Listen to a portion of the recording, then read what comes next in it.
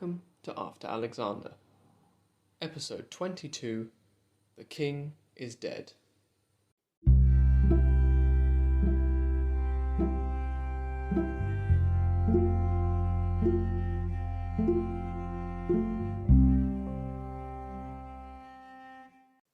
So, today we're going to do a quick overview of what the political situation would have looked like in 281 at the moment Antiochus I became sole king. It's been a while since we touched base with the main players, since episode 16 in fact, so I thought this would be a good way to start our story gently up again. One thing is worth noting before we start. I mentioned last week that Antiochus had the advantage of being half Sogdian, which would have kept the eastern provinces quiet. However, I doubt he would have had this easy of a time elsewhere in his vast empire and indeed beyond. His father Seleucus had been popular with his subjects. In fact, it was apparently a custom that Seleucus was always given an extra cup of wine at dinner whenever he was in his new Anatolian provinces. There was a reason, as well as this, that the troops of Demetrius defected to Seleucus when he showed his face to them. He was charismatic.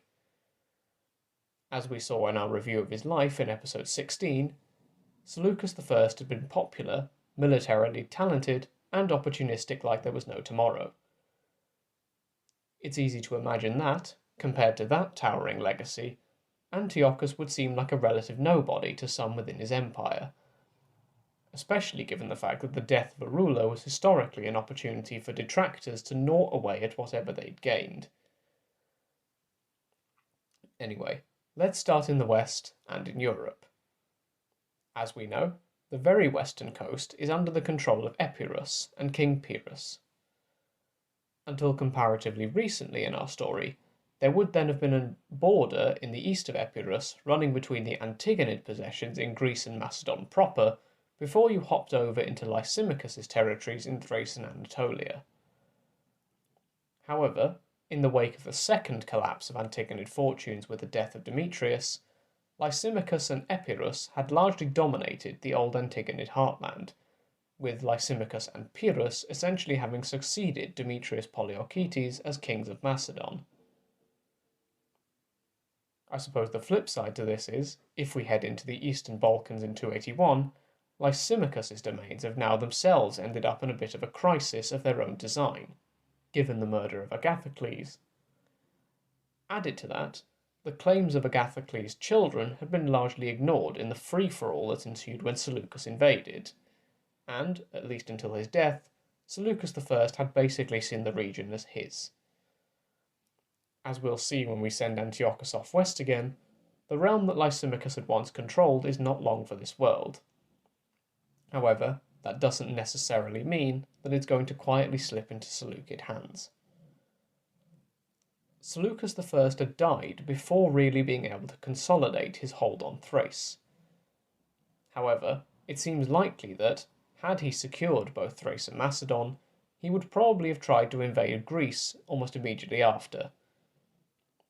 In fact, he had already been preparing a campaign to that end using gifts that he had received. I don't think that Greece would have been in a position to offer a lot of resistance on its own had he chosen to do so. After all, Greece would have been surrounded by Seleucid possessions without a land neighbour to distract Seleucus, not to mention the fact that we've already seen the Antigonids sweep into power quite easily there once before. There would only have been one serious challenge left had Seleucus wanted to reunite the empire. It was the same challenge that both Perdiccas and Antigonus had failed to overcome in their quest for power, and would have been the same power that Greece would have relied to for outside support had any been coming, specifically Egypt.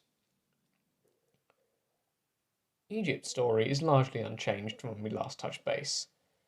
Since the fall of the Antigonids, Ptolemy I had expanded Egypt's control into southern Syria, a region which was also claimed by the Seleucids, as we saw after the Battle of Ipsus. It's probably best to keep this contention in mind, as it's definitely going to crop up again multiple times over the course of our story. Egypt has, at this point, been ruled by Ptolemy II since about 285. As a quick reminder, Ptolemy II's half-brother, called Ptolemy the Thunderbolt or Ptolemy Ceraunus, was in Europe in 281, having just assassinated Seleucus I at the point when our narrative paused in episode 15. The Thunderbolt was the elder son of Ptolemy I, but had been passed over in the succession to Egypt, so Ptolemy II is on the throne there. For the rest, the former empire of Alexander was mostly in Seleucid hands by 281. Granted, the easternmost provinces were under the dominion of the Mauryans, but those regions had never been the real goal of either Antigonus or Seleucus in his later years. As we saw, Seleucus had realised that a safe eastern border was more valuable than trying to hold on to the eastern provinces doggedly. Antiochus' hold over the region slightly to the west of this, what can be thought of the centre-right of Alexander's empire, can perhaps be thought of as somewhat secure, given his already stated half-Sogdian background and family ties to the region. So, that's a very quick reminder of what the world would have looked like when Antiochus was informed about the news of his father's death.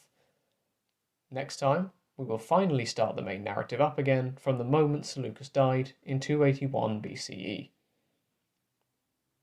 Until then, thank you all for listening. For any comments or questions, you can get in touch with the show's email address. Until next time, have a great week, everyone.